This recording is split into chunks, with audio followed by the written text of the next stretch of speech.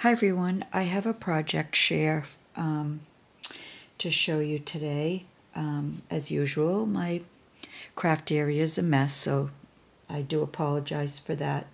But I wanted to get this video done. I haven't done a project video in a little while, and I finally finished this altered box, so I wanted to share it with you.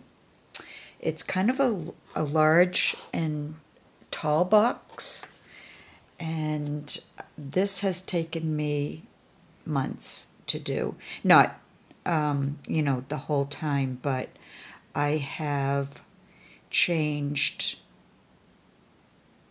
almost like everything. I got the paper put down. I didn't change the paper, but I did change almost everything else here and there. It just wasn't coming together the way I had envisioned it, and it ended up going in a whole different direction, but I like how it turned out.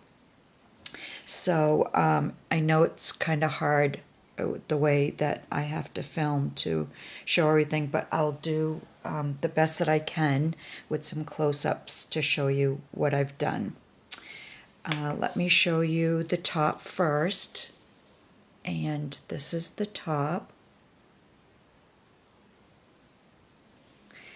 And after I gessoed the whole box, I put down this paper from Peon Design, and you really barely, all as you see is this one little bit here, but it's a beautiful paper, and I just love it.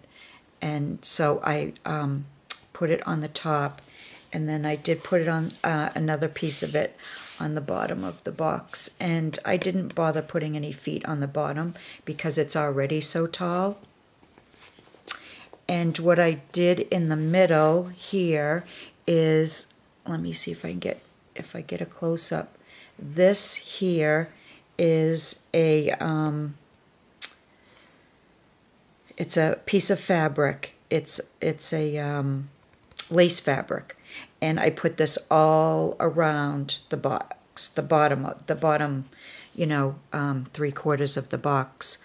I put it all around the box, and then what I did was I put this embroidered lace all around the bottom.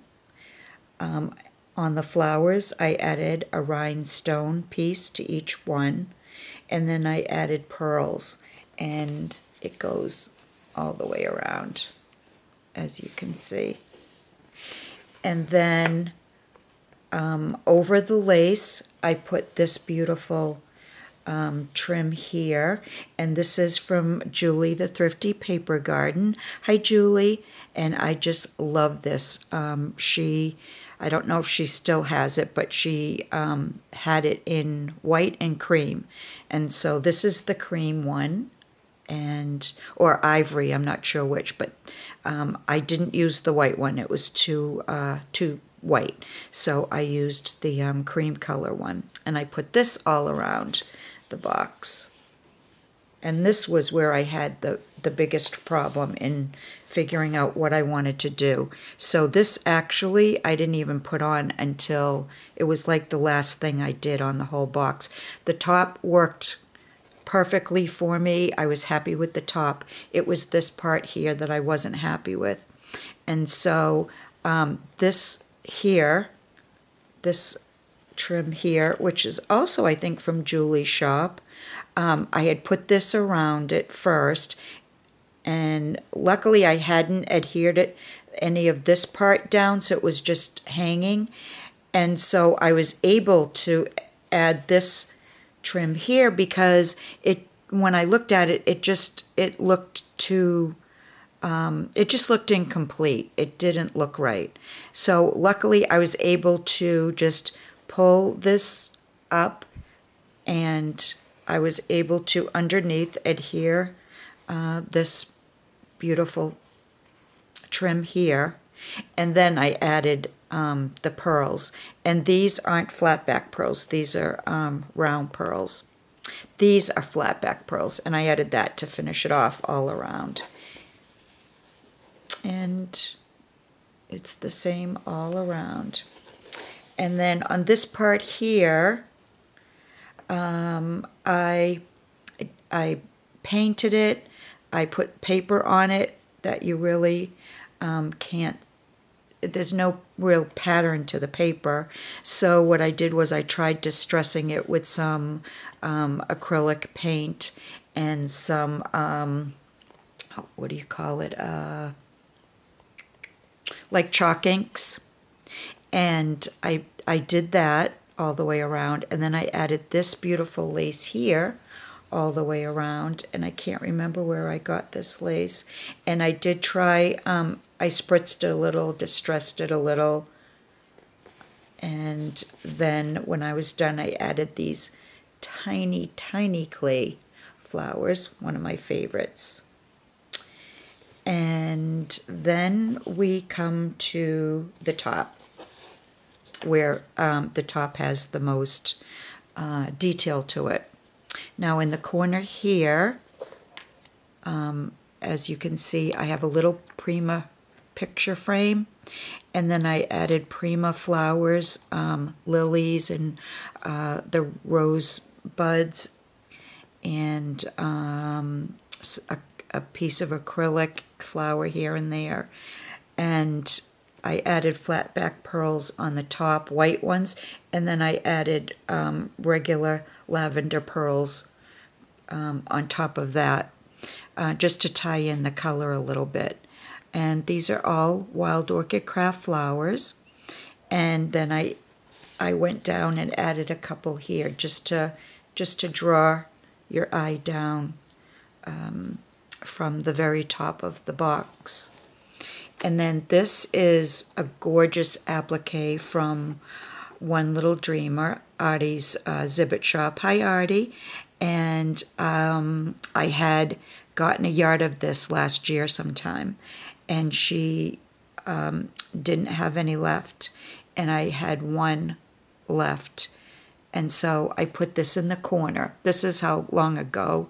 I didn't start this a year ago. I started it a few months ago, but when I put this in the corner, it's the only one I had.